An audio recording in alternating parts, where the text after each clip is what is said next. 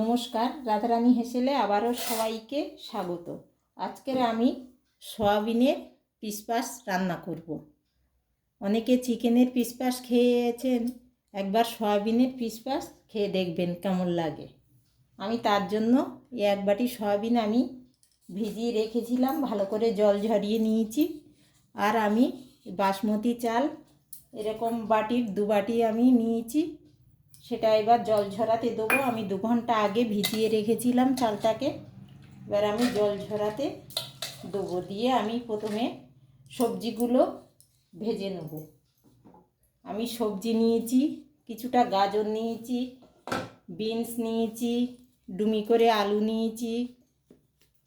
গাজরগুলো ঠিক এই রকম লম্বা করে আমি কেটে নিয়েছি, বিনসগুলো একটু লম্বাটে করে কেটে নিয়েছি, আর আলুগুলো ডুমি ডুমি করে কেটে নিয়েছি। আমি জল ঝরাতে দিয়ে এইবার আমি এগুলো ভেজে নেব। কড়াইতে কিছুটা সাদা তেল দেবো, দিয়ে আমি সমস্ত সবজিগুলো একে একে ভেজে নেব। কিছুটা মটরশুঁটি আমি ছাড়িয়ে নিয়েছি দানাগুলো।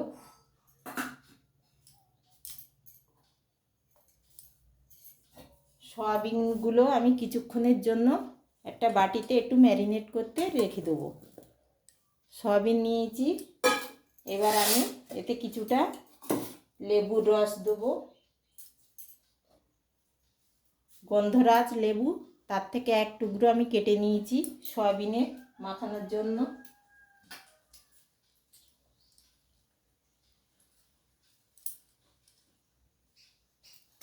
স্বাদ অনুযায়ী লবণ দিয়ে দেবো।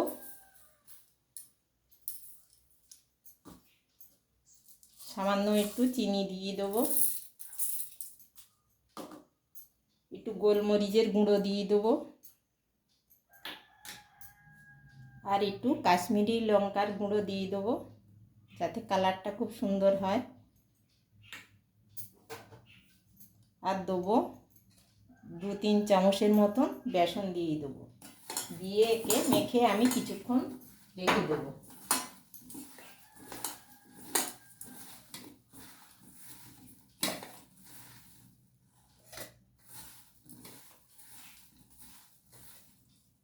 আমার কড়াইয়ের তেলটা গরম হয়ে গেছে, আমি ওই তেলে 1 চামচ মাখন দিয়ে দেবো।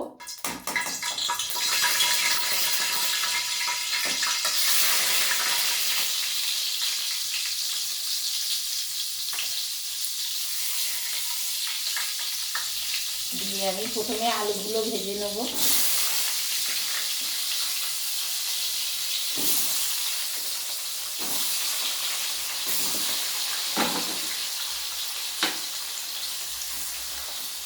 আলুগুলো খুব সুন্দর হয়ে ভেজে গেলে তারপরে আমি নামাবো।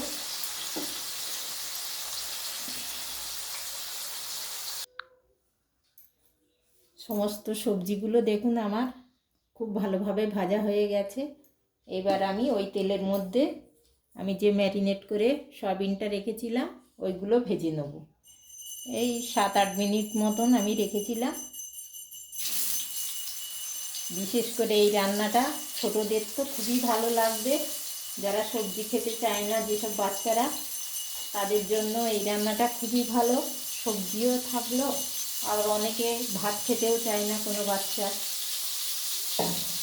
ভাত সবজি সব কিছুই একসঙ্গে এইটা খুব পছন্দ করে ওরা। আমি তো আজকের আমাদের বাড়িও একটা বাচ্চা আছে, সেই জন্য আমি বিশেষ করে এই রান্নাটা মাঝে মধ্যে করে থাকি, তাই ভাবলাম আপনাদেরও একটু দেখাই। বড়রা যদি এই রান্নাটা খেতে চান তাহলে অল্প একটু লাল লঙ্কার গুঁড়ো দিতে পারেন। আমি এখানে কোনো রকম লাল লঙ্কা দেইনি। সয়াবিনগুলো আমি এইভাবে খুব সুন্দর করে ভেজে নেব।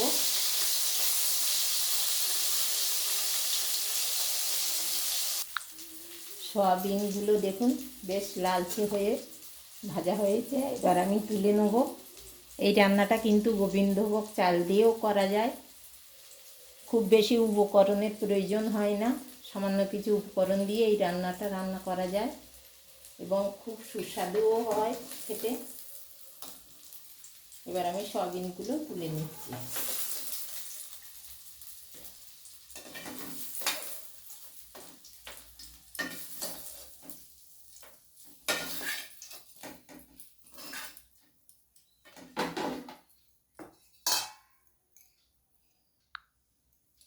ওই তেলের মধ্যে আমি এইবার দেবো অল্প একটু গোটা জিরে, ফোড়নে দুটো শুকনো লঙ্কা আর 2 টুকরো দারচিনি, 2টো এলাচ আর 2টো লবঙ্গ।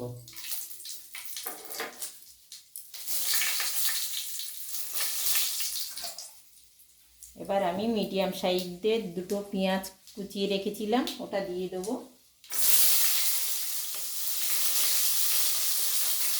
আর 4 কোয়া মতন রসুন আমি বাটিনি থেঁতো করে রেখেছিলাম, সেটাই দিয়ে দিচ্ছি।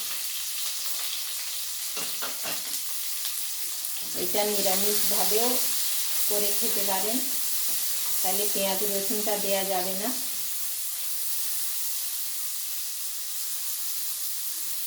পেঁয়াজ রসুন ছাড়াও এই রান্নাটা খুব সুন্দর হয়, নিরামিষের দিনেও একবার করে খেয়ে দেখতে পারেন। আমি পেঁয়াজগুলো একটু ভালো করে ভেজে নেব, গ্যাসের জোরটা একটু কমিয়ে। আর পেঁয়াজ রসুনগুলো খুব সুন্দর হয়ে ভাজা হয়ে গেছে। এবার আমি দেবো ধনে জিরে 1 চামচ বাটা, আর কিছুটা আদা, আমি 1.5 ইঞ্চি মতন আদা আমি গ্রেট করে রেখেছি, বেটে নিইনি, সেটাও দিয়ে দিলাম। দিয়ে এবার একটু নাড়িয়ে দেবো, দিয়ে ভেজে রাখা সবজিগুলো আমি দিয়ে দেবো।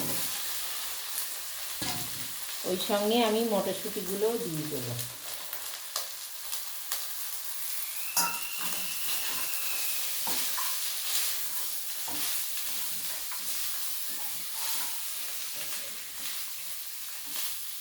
এবার আমি চালটা দিয়ে দেবো, জল ঝরাতে দিয়ে রেখেছি।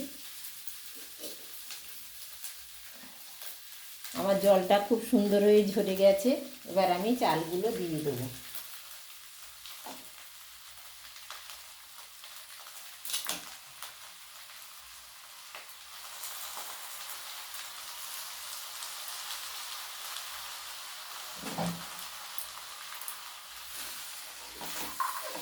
দিয়ে আবারও একটু নাড়িয়ে চাড়িয়ে দেবো।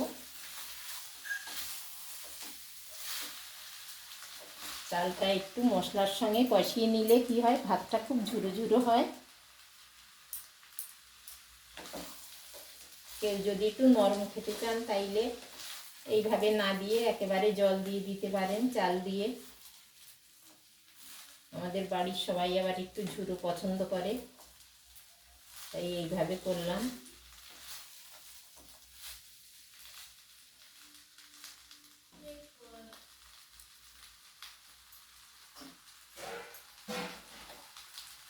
এবার আমি এই বাটি মাপে চাল নিয়েছিলাম 2 বাটি, এই বাটি মাপ করেই আমি জলটা দিয়ে দেবো।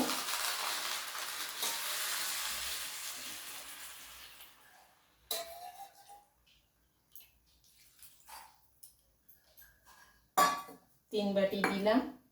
আর আমি কিছুটা দুধ, লিকুইড দুধ রেখেছিলাম, সেই দুধটা দিয়ে দেবো।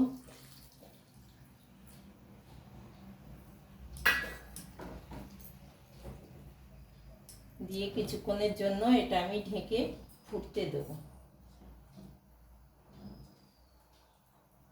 আপনারা যদি গোবিন্দভোগ চালের করেন তাইলে একটু জলের পরিমাণটা কম দেবেন।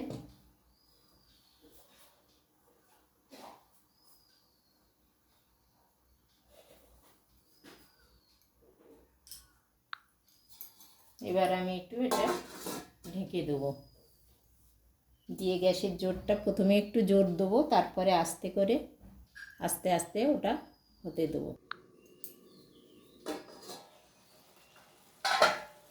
আমার অনেকটাই জল শুকিয়ে এসছে, এখনো কিছুটা আছে, এখন একটু হবে। এই পর্যায়ে আমি দিয়ে দেবো অল্প করে একটু চিনি দিয়ে দেবো। লবণ আমার বলা হয়নি, সবজিগুলো ভাজার সময় অল্প একটু আমি দিয়েছিলাম, আবারও সামান্য লবণ আমি দিয়ে দেবো। এবার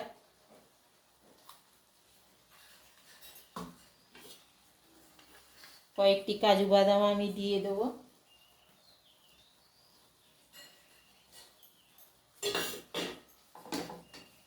সয়াবিনগুলো এবার আমি দিয়ে দেবো।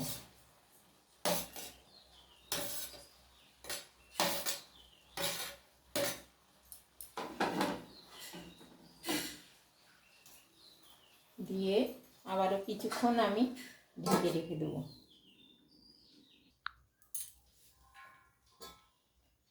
সয়াবিনের পিসপাস একেবারে আমার হয়ে গেছে।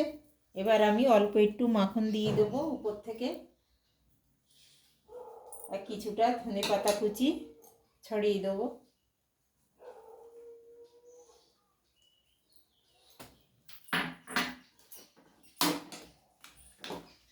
দেখুন কতটা ঝরঝরে হয়েছে। আমি আর পাত্র থেকে নামাবো না, এই কড়াইতে থাকবে এইভাবে গরম গরম, খেতে খুব ভালো লাগে। এই গরম গরমেই আমি সবাইকে দিয়ে দেবো। আলুর টুকরোগুলোও আমার খুব সুন্দরভাবে দেখুন সেদ্ধ হয়ে গেছে, কোনো অসুবিধে হয়নি। আজকের আমার এই রান্নাটা যদি ভালো লেগে থাকে অবশ্যই একটু লাইক কমেন্ট আর বেশি বেশি করে শেয়ার করে দেবেন, যাতে আরও 5 জন এই রান্নাটা দেখে শিখতে পারে। শেষ পর্যন্ত দেখার জন্য ধন্যবাদ। আজকের এই পর্যন্তই, দেখা হবে আবার অন্য কোনো দিন অন্য কোনো রান্না নিয়ে। আমি একটু কাছের থেকে দেখিয়ে দিচ্ছি কেমন হয়েছে আমার আজকের সয়াবিনের পিসপাস। জানাতে একেবারেই ভুলবেন না।